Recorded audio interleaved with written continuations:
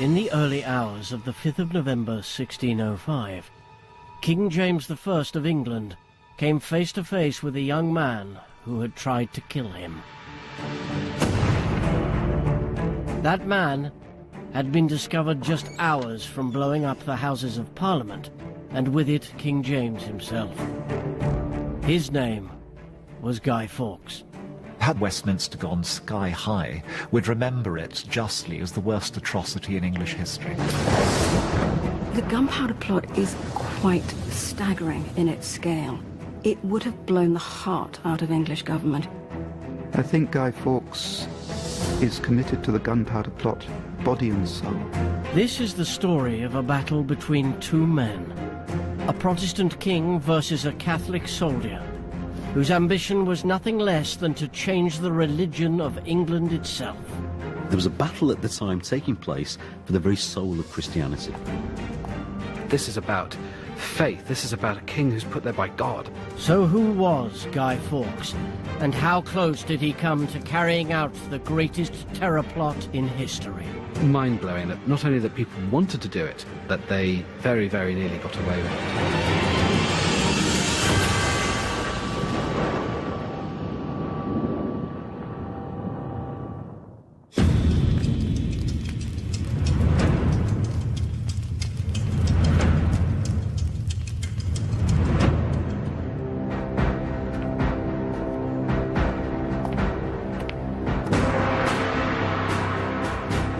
In May 1604, a young soldier walked into a pub to sign up to the most dangerous mission of his life. Guy Fawkes is an angry young man. He is tall, he's physically powerful, and he's an experienced old soldier, a man of violence. Guy Fawkes had just returned from years abroad, fighting for the Catholic cause in Europe. Now, he was determined to fight for that same cause in his own country, a country where the majority of the population were fiercely anti-Catholic. He's very willing to kill for his beliefs just as much as he is to die for them. He is clearly deeply angry at the suffering inflicted upon his Roman Catholic community, and is out for vengeance.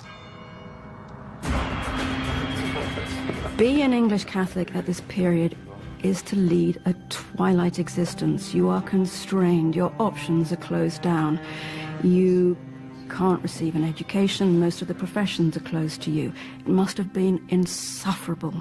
And I think Guy Fawkes' actions show just how much it was chafing so many young men at that time. Guy's anger was matched only by the scale of his ambition. He wanted to kill, but not just anyone. He wanted to kill the King of England.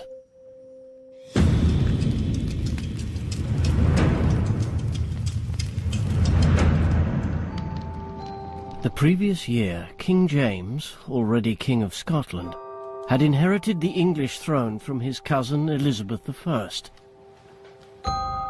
For Catholics, who had endured decades of persecution during the reign of Elizabeth, James's accession brought fresh hope. He lacks, to some extent, the aura of kingship. His physical presence isn't necessarily that of an Elizabeth or a Henry VIII. But at the same time, you should never take James lightly. He's a clever, wise and experienced king. He's extremely eloquent, he's highly intelligent, and he's a supremely gifted politician. James had intended to be more tolerant towards Roman Catholics. His own wife is a Catholic convert. The problem is that he is inheriting an English realm where the populace is on the whole now Protestant by recent conversion, viciously anti-Catholic, and James realizes that if he's going to get anywhere in England, he has to continue the policy of persecution. James could never have given England's Catholics what they wanted. They wanted religious tolerance. They wanted full freedom of worship. What James is offering them is an ability to carry on being Catholic at home, surreptitiously. Many Catholics can buy into that. But a minority simply cannot and will not do that.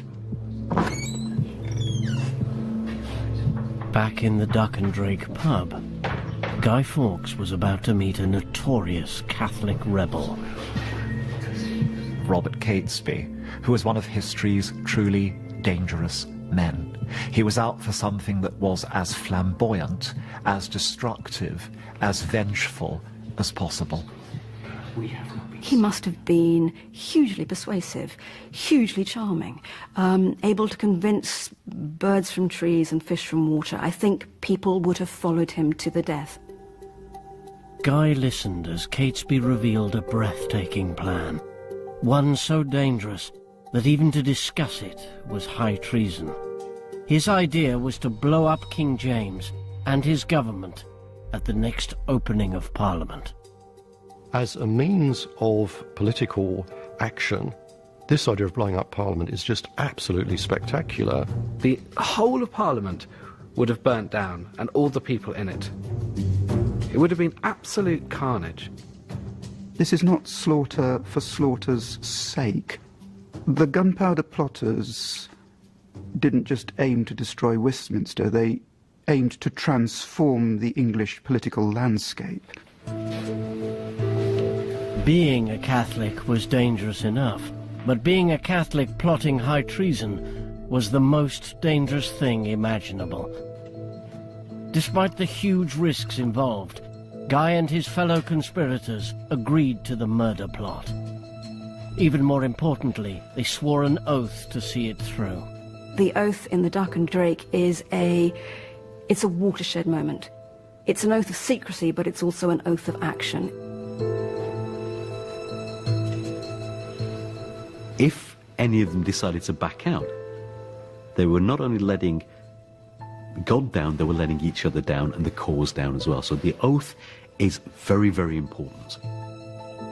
What they're imagining is so atrocious, so devastating, that the only way, I think, to sanction that level of bloodshed is to say that it is justifiable by God. King James knew his regime was hated by Catholics across the land.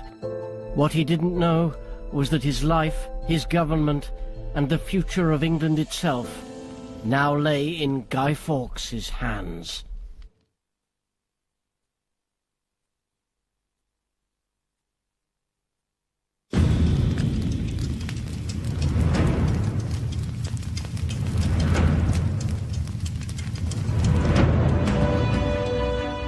Guy Fawkes and 5 other Catholics planned to blow up the Houses of Parliament, and with it the Protestant King James. It was the first stage of a breathtaking plan to spark a Catholic uprising and restore Catholicism as the state religion in England. Guy didn't just want to kill people. What he wanted to do was to actually change the very fabric of society and create a new world order. They know that the odds are stacked against them. Even if they destroy the king in Parliament, there's no guarantee whatsoever that the crucial next phase in their plan, the military rising to restore a Catholic England, is going to succeed. They know that the king is put there by God. They know that there is a strong chance that they will all go to hell for this. But they feel in their heart of hearts they have absolutely no other choice. The plotters were bound by a solemn oath to kill King James, but agreeing to do it was one thing. Actually doing it was quite another. The first challenge was to get hold of gunpowder. Gunpowder was easy enough to find in 1605. It had been an important weapon in the Spanish War against the Protestant Dutch. There was simply a lot of gunpowder about. Gunpowder was being produced for warfare. That warfare ends. It's like army surplus in 1945. The gunpowder plotters secure their gunpowder in small batches. They buy a barrel here, a barrel there, and they stockpile it. 36 barrels of gunpowder, and by barrels I'm talking enormous barrels. the equivalent now of a nuclear warhead. Getting the gunpowder to where it was needed would be far more difficult.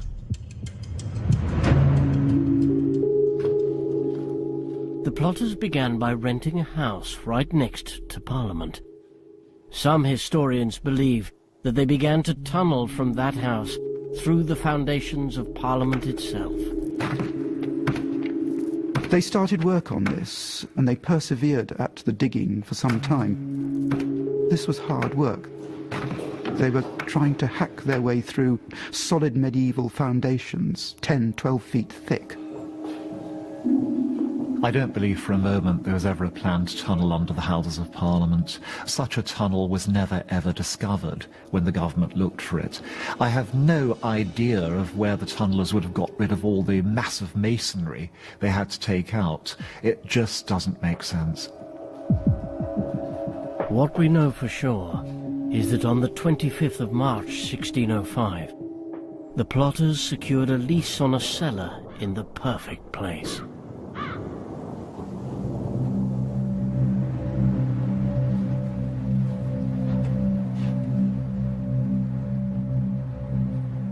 A coal merchant gave up the lease of one of the ground floor vaults under the House of Lords.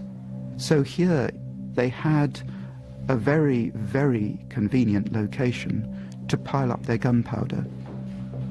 The plotters get the gunpowder beneath the House of Lords by the simple act of renting a storeroom.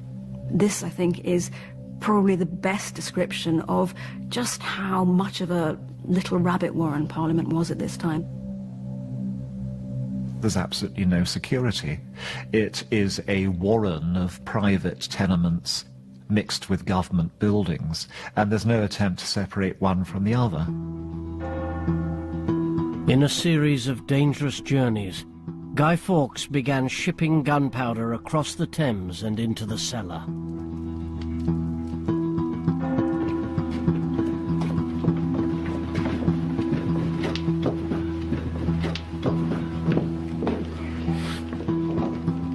Guy has spent over a decade on the continent as a soldier.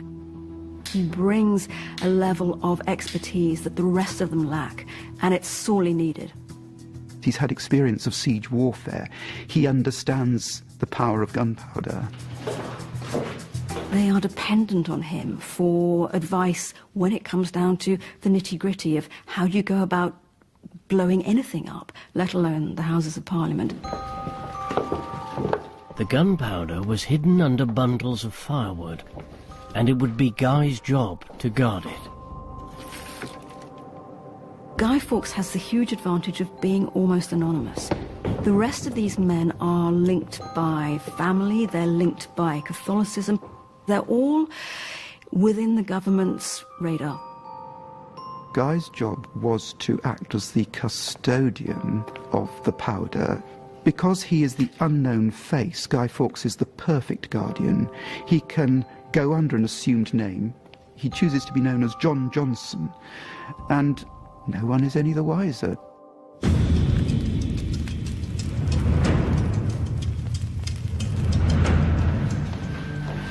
King James had no idea of the scale of the plot developing against him, but his nose was certainly fine-tuned to danger. James is a king who is descended from a long line of monarchs who have died violently. His own mother had lost her head to an axe. His own father had been strangled after an attempt to blow him up. No wonder he's nervous. James's natural nervousness was fueled by the continual reports he was receiving of increasing Catholic unrest in England. I think the anger has reached boiling point. You've had decades now of Catholic persecution, of repression, of lack of freedoms, of humiliations. There are reports coming back from across the country that Catholic numbers are growing. Catholics are coming out from the woodwork. They're suddenly Catholics where you didn't think Catholics even existed. But James had employed a man he hoped would keep him safe. A man whose dearest ambition was to get rid of Catholics once and for all.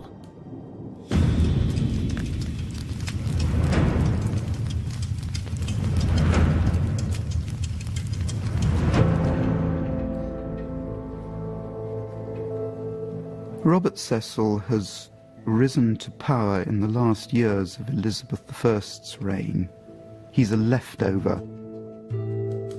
This small, hunched man, sort of just looking around all the time, mistrusting everybody.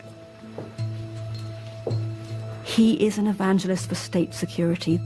That is his primary concern. If you go back through the state papers at this point, they are a rich, paranoid stew of spies' reports, of possible suspects, of people that you need to keep an eye on. There's spies positioned at all the ports to see who's going backwards and forwards. It extends the whole way across the continent. Robert Cecil put the full force of the state behind his spy operation, but it was no match for Guy Fawkes. Cecil's spies still had no idea that Guy was poised to carry out a deadly assault on King James and his government.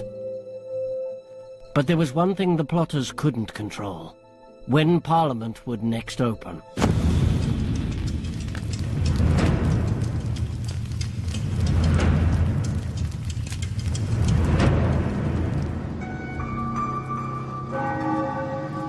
There is a danger in delay,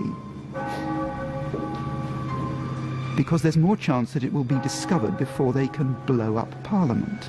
So now the challenge becomes to divert attention, to reduce any chance of suspicion falling on activities in Westminster. They disperse.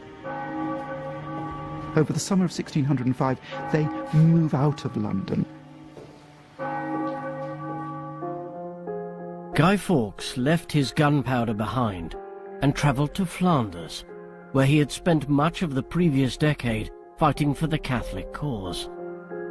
His main aim in going to Flanders is simply to vanish. He is the unknown face. He wants to stay the unknown face in London.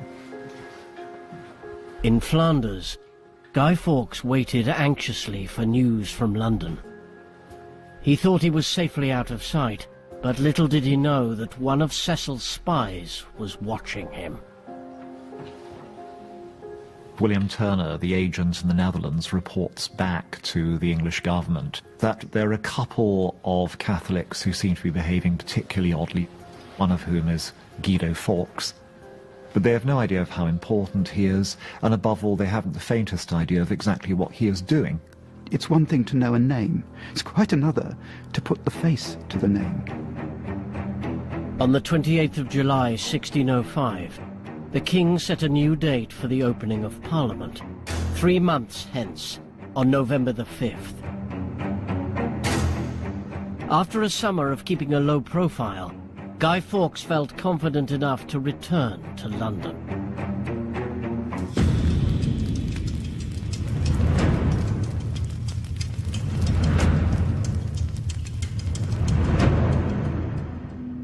To Guy's relief, the gunpowder was still safely in place beneath Parliament.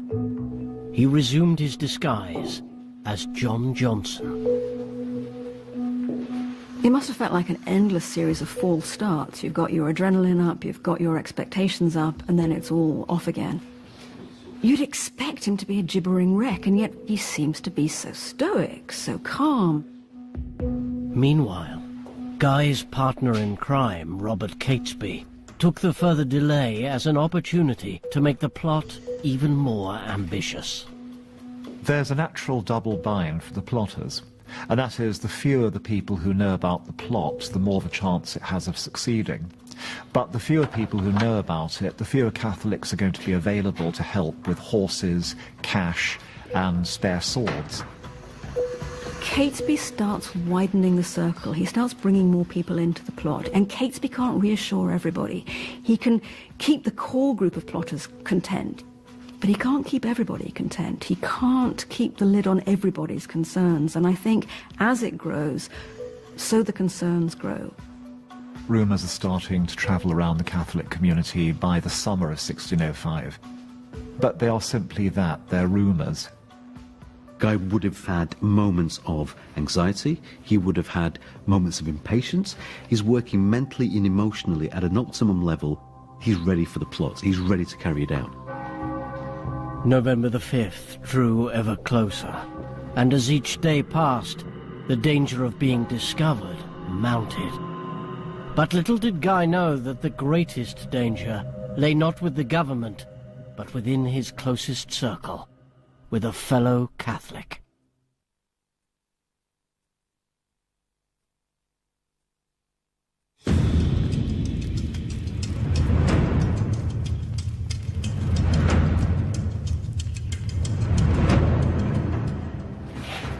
Guy Fawkes and a team of conspirators were planning to blow up Parliament on November the 5th, 1605. The blast would not only kill King James and his entire government, but also a large number of Catholic nobles.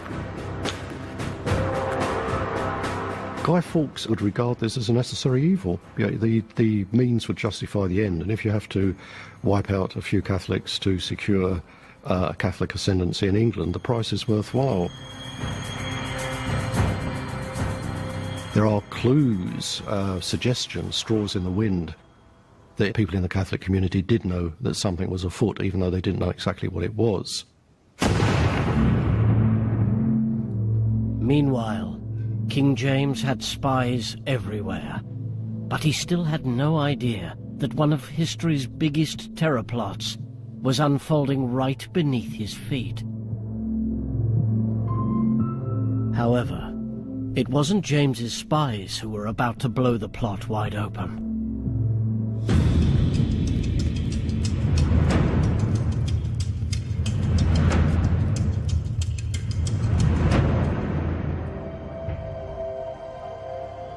On the 26th of October 1605, a member of Parliament named Lord Monteagle was dining at home.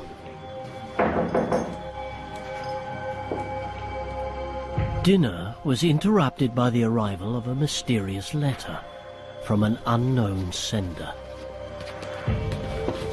My lord, I would advise you to not attend this sitting of Parliament. Go to your estate in the country where you'll be safe. Because although there is no appearance of any problem, yet this Parliament shall receive a terrible blow.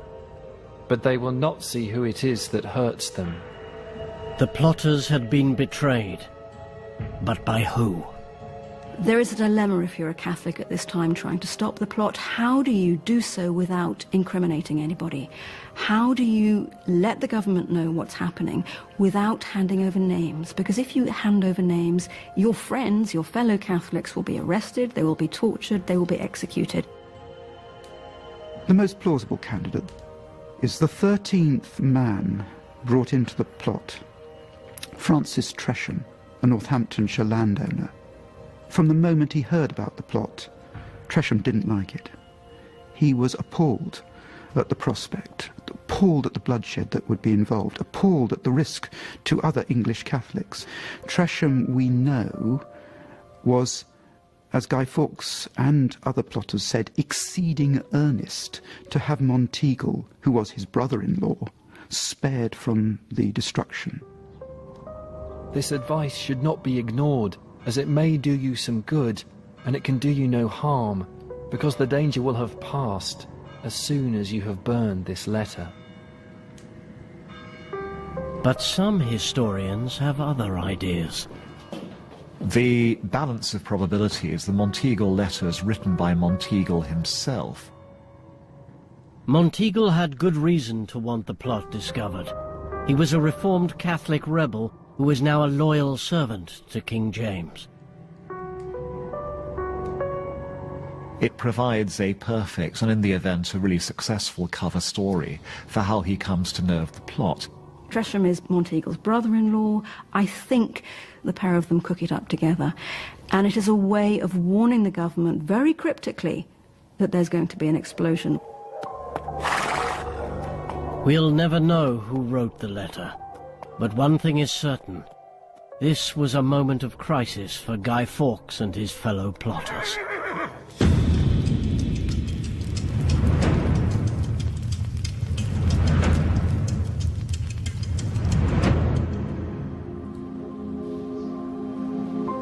The Gunpowder plotters learn about the Monteagle letter and the fact that it's been passed to the Privy Council. So, of course, they want to know whether the government's taking this seriously. Cecil now had the first piece of evidence that could lead him to the gunpowder plot. But it was only that, the first piece. The letter is not rock-solid evidence.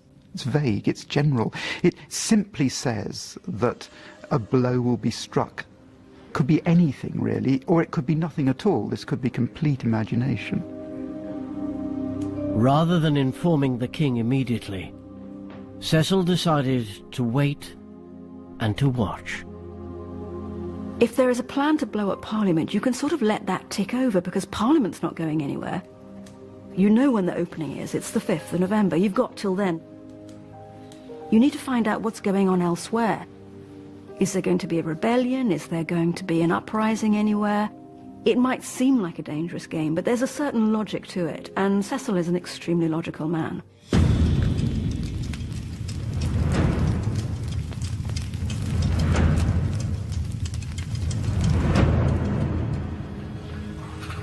Meanwhile, the plotters were so terrified that their secret was out that Guy stayed away from the cellar for several days. It wasn't until the 30th of October that he went to check on the gunpowder. And that is where you see Fawkes' bravery, because it is Fawkes, more often than not, who puts his head in the noose. He goes to the cellar. He is the man who checks to see whether anything's been disturbed. The gunpowder was still hidden beneath the firewood, apparently undiscovered. For Guy, this was a sure sign that the Monteagle letter had been ignored. He thought he was safe to continue the plot, but he was wrong.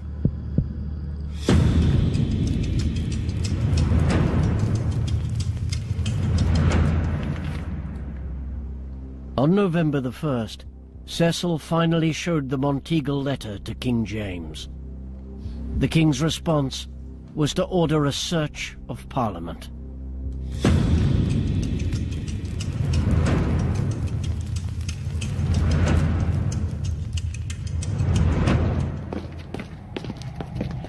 James is a very hands-on king. One of James's huge frustrations on coming to England is that he's kept so removed from the nitty-gritty of power. He would have seen nothing odd in taking a full role in uncovering the plot. Fawkes is absolutely ready to go on the 4th of November. He's there in the vault, watch and match and fuse. For Guy to get to the stage where he is now convinced and ready and prepared to carry out the plot would have been similar to a prizefighter who's gone through a process of mental, emotional, physical training. He just wasn't scared.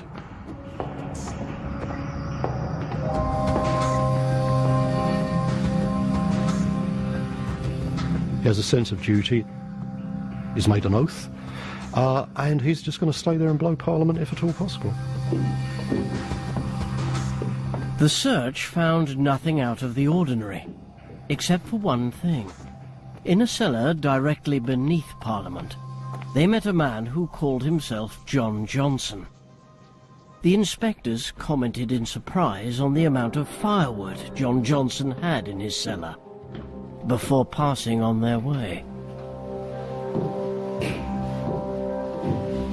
I think the fact that they've gone away is the biggest reassurance that Guy Fawkes has had in the last week. They've seen him, they've had a word, they've pushed off. He's got less than 24 hours to get through. I suspect he feels that the crisis has passed. But just above Guy's head, the king himself was asking questions. Who was the mysterious man named John Johnson, and what was he doing?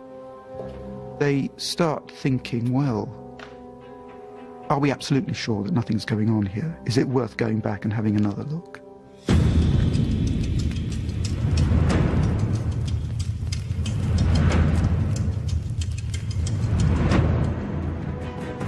King James ordered a second search to be carried out, and the inspectors returned to the cellar.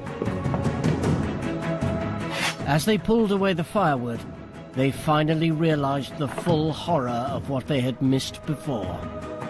36 barrels of gunpowder. The plot had finally been busted, only hours from success. It must have been so frustrating to be so close and to be captured. And yet you get no glimpse from him other than this stoical face. This absolutely defiant man. What he's feeling inside, one can only guess at. But the facade is absolutely stoical. The most desperate moment of Guy's life was perhaps the most triumphant moment of James's reign. It's just brilliantly handled by the government. What it does is catch Guy Fawkes at the last possible minute, because they can reveal to the public that the plot has been really narrowly averted. The real aim for them is make people feel what a wonderful government they've almost lost. That very day, people burned bonfires in the streets of London to celebrate the saving of the king. I think the feeling must have been huge relief. Very quickly, people would have had this sense of what could have happened, of narrow escapes, of calamity averted. But behind the scenes, King James and his government felt far less safe than they let on. They had Guy Fawkes, but they had no idea who else was involved, or the full scale of the plot. This is a crisis. No one quite knows what's going on. There's a real potential threat to the state out there, and the sooner Guy Fawkes gives up some of his secrets, the better.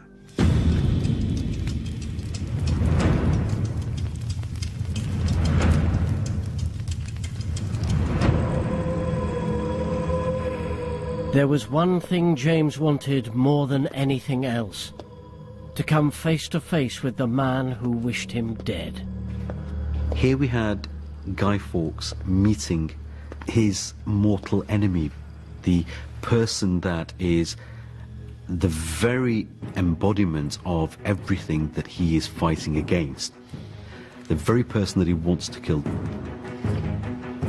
It must have been the most extraordinarily charged meeting, with James trying to find out who Guy Fawkes is, what he's attempting, and Guy Fawkes attempting to keep the plot secret.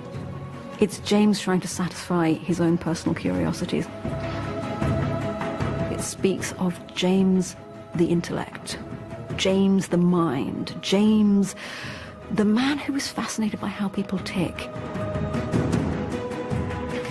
What the king expects is to have a shivering captive who's going to beg for mercy and be prepared to trade information in the faint hope of his life.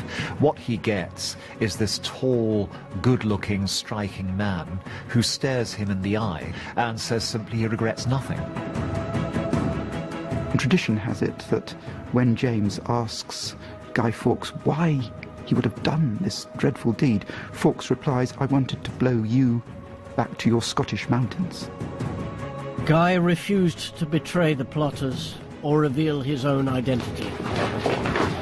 But King James had another, far more brutal way of loosening Guy's tongue.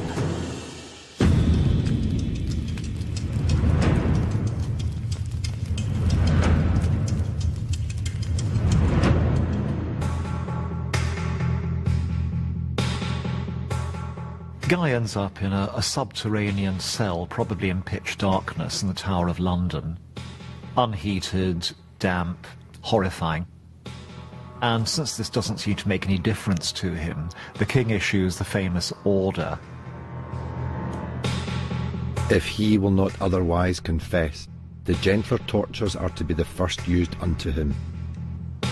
And so by degrees proceeding to the worst. Exactly what that meant, Guy was about to find out.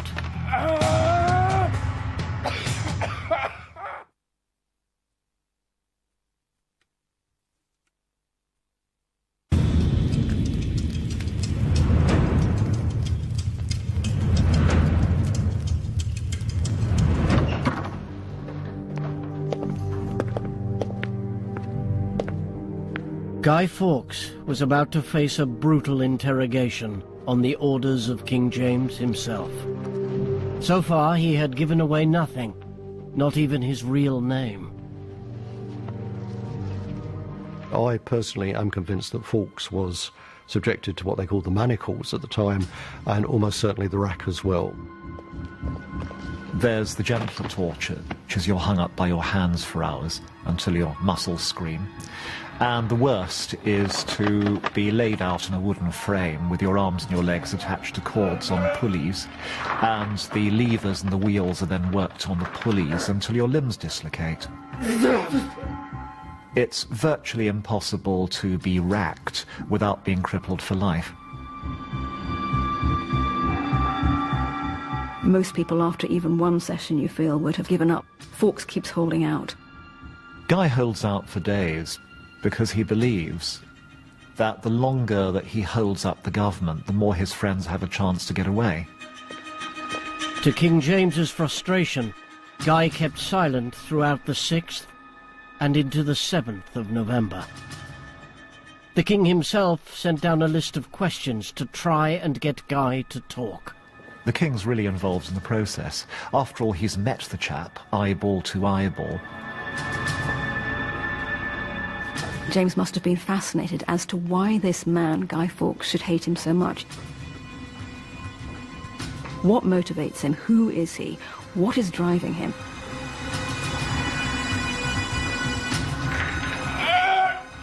Late on the 7th of November, Guy finally revealed his real name. That same day, King James began receiving messages about a Catholic rebellion in the Midlands, which was about to reach a deadly climax.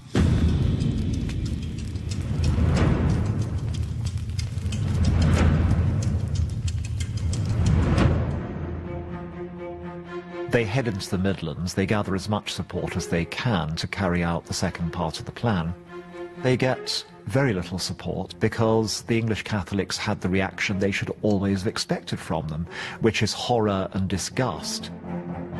After several days trying to gather support, Guy's co-plotters were finally cornered in a standoff. In the end, the conspirators have a shootout. They're not taken by government troops. They're pinned down and rounded up or killed by the local militia. 4 of the conspirators were shot dead, including the originator of the gunpowder plot, Robert Catesby. The rest were arrested. On the 9th of November, news reached London that the plot was over. That same day, Guy Fawkes signed a full confession. Once Guy had broken and had given the information away, he would have felt that he's failed God. He would have felt that he had betrayed everything that he believed in.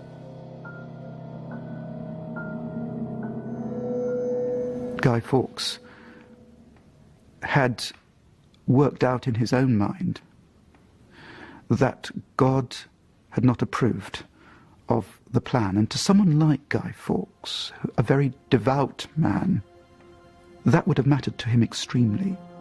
While Guy lay broken in his cell, Parliament finally opened, and King James delivered a triumphant speech in which he took full credit for discovering the plot. As the wretch himself that is in the tower does confess, it was purposely devised by them. The horrible and fearful cruelty of their device was not only for the destruction of my person, but of the whole body of the state in general.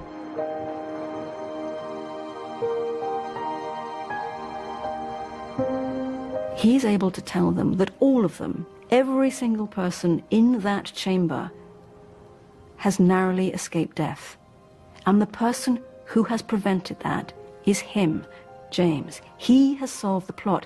It is the most wonderful moment for him. King James had turned the greatest terror plot in history into a political triumph, and he would reap the benefits for the rest of his reign. His first parliament had been an absolute disaster. They'd been fractious. They hadn't given him any money to run the government whatsoever. His second parliament, having stood there in front of them and explained the plot and his part in it, gives him well nigh £500,000.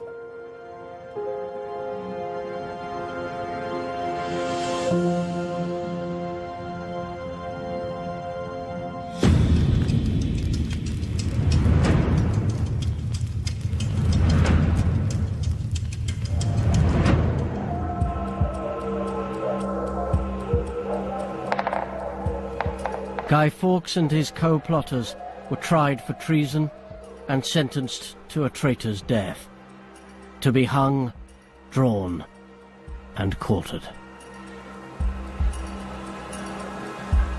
It's a big occasion for the crowds. State executions they are entertainments and moral lessons. One can imagine they're stunned to silence by the enormity of what's happening in front of their eyes. But I think very few, apart from the handful of Catholics, would have felt any sympathy. Guy was the last to mount the scaffold, having watched his 3 comrades die before him. They were hung by the neck, then taken down, disemboweled, and cut up into pieces. Some suffered more than others. Those who are absolutely penitent are hanged until they're dead, or so almost dead they can't feel what's going on. Those who extenuate what they've done are hanged for 5 minutes or less, and then cut up while they're still alive and feeling everything.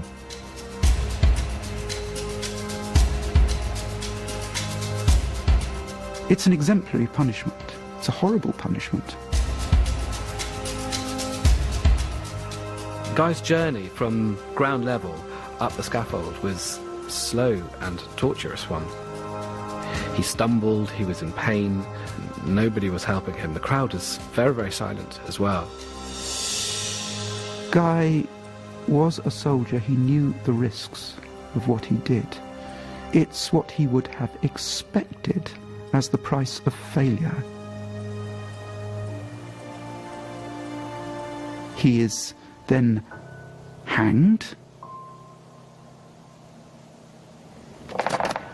He is so damaged by the torture he has suffered that the small drop from the ladder is sufficient to break his neck.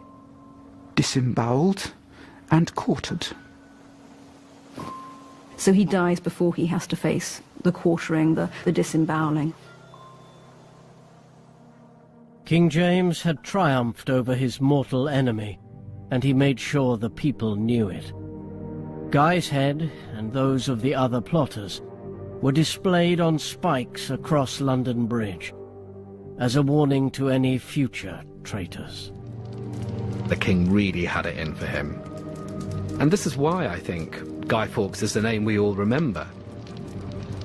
The same night, James lights a bonfire and puts an effigy of Guy Fawkes and the Pope on top of the bonfire, and we're doing that ever since. If the plot had succeeded, it would have been probably the greatest act of terrorism that we've ever seen. Mind-blowing that not only that people wanted to do it, but that they very, very nearly got away with it.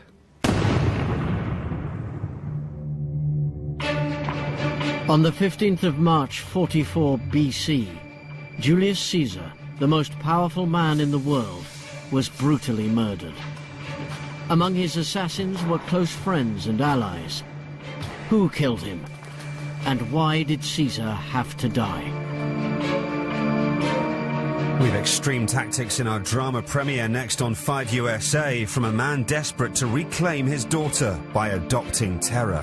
We'll stay here to see what tactics Alex Polizzi uses to secure the right punters. The hotel inspector, new in just a moment.